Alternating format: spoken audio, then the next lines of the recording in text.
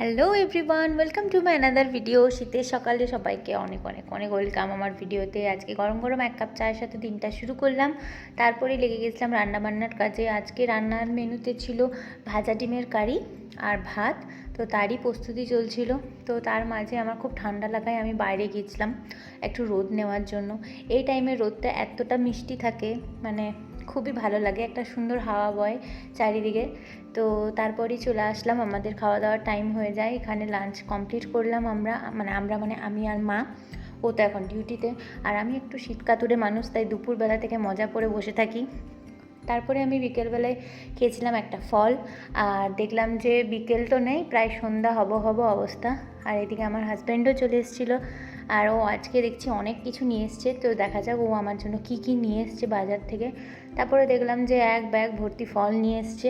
ফলের মধ্যে আবার দুটো গাজরও লুকিয়েছিল, সেগুলোকে আবার আলাদা করে রেখে দিলাম। আর দেখলাম যে একটু মোমো নিয়ে এসছে, তো ওটাই আমরা তিনজনে ভাগ করে খেলাম। খুব সুন্দর ছিল, টেস্টি পাহাড়ি মোমো, মানে বুঝতেই পারছো। তো দেখা হচ্ছে তোমাদের সাথে নেক্সট ভিডিওতে। টাটা।